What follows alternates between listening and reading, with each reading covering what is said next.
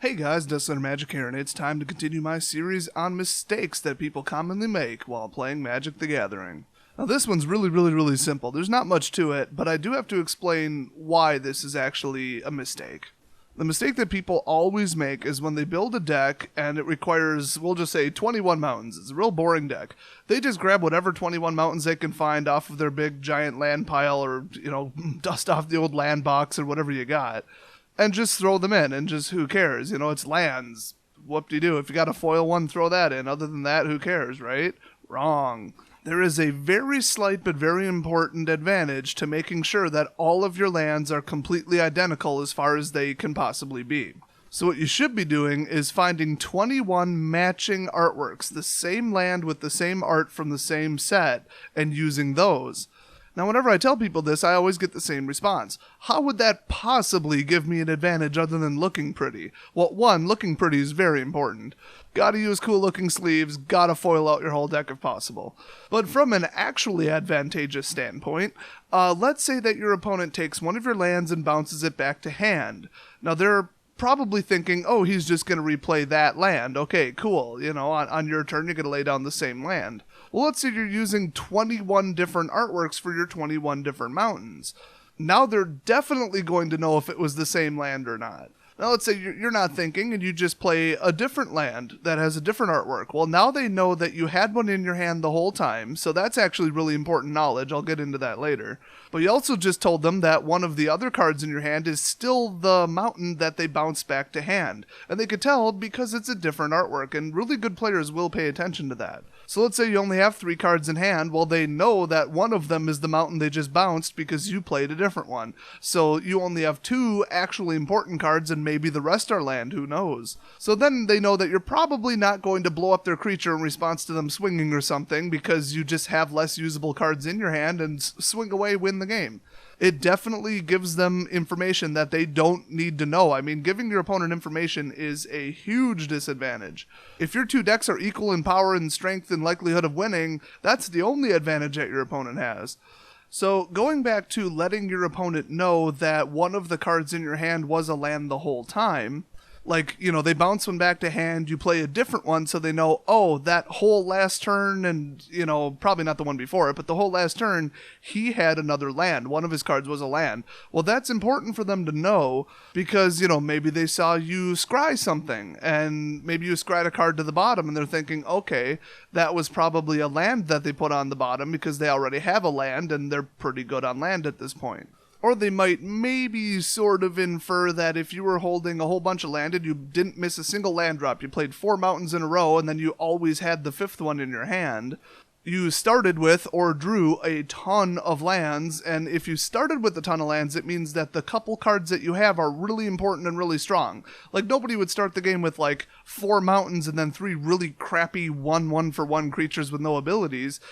You obviously, if you're not a complete idiot, started the game with really good cards that were worth keeping that many lands, because whenever your opponent just plays 5 lands in a row, you should never assume that they drew them, they just top deck land after land after land, because in 21 lands out of 60, about 1 in 3 cards is a land. So every time your opponent draws, they have a 1 in 3 chance of drawing a land. So the probability that they started with 5 good creatures and spells from their deck and then 2 lands and then drew land in a row, pretty unlikely. I believe it's 1 in 27 if I'm not mistaken. Also known as about a 4% chance. So 4% chance, not very likely. So back it up. Let's say you played, even 3 lands in a row, or 4 lands in a row, we'll say, and then they bounced a land back to hand, and then the next turn you replay it.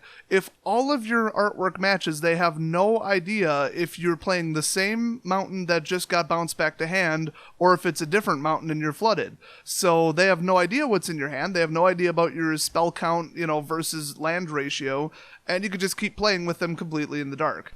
And people will say, oh, that's such a slight, disadvantage, and I don't care. I'm not going to sit there and filter through my lands.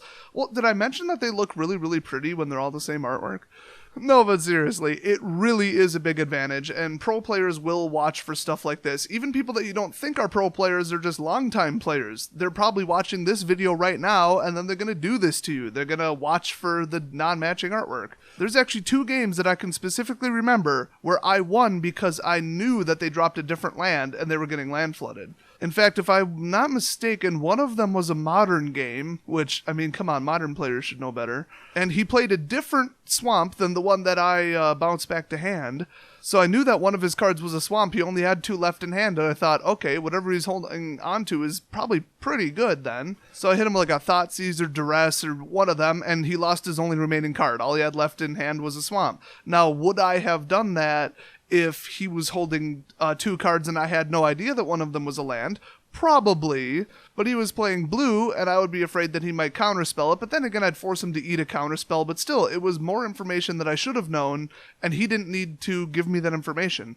Even regardless of the Thoughtseize or Duress or whatever I was playing, I'm poor, it was probably Duress, I knew that on his next turn, one of the cards in his hand was still a land, and then I watched his facial expression when he drew the next card, during his draw step, and he didn't look very happy, which means that it probably was either another land or a useless card, so I knew I was completely free to just swing, just swing away, and I won the game because of it. I would have played way more cautiously because he was playing like a lot of control, but oops, I basically knew every single card in his hand at that point. So it really is a huge advantage, and you will force your opponent to play differently in a way that they'll beat you. So it's such an easy thing to do. I mean, honestly, if you're finding, that some of your lands are from M14, some are from Theros, some are from Journey to Nyx because, you just get them out of packs, just buy 1 or 2 fat packs, and that's your land base forever.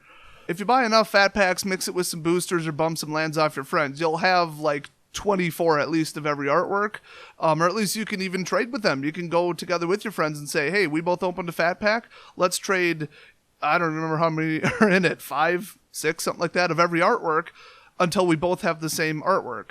If you get enough people together and do it, you can do it on the cheap, that's for sure. Otherwise, you can actually go online and buy matching artwork as well. People will specifically sell matching artwork. So hopefully that tip helps you out, and there's some even greater ones coming in the future. So I'll see you guys next video.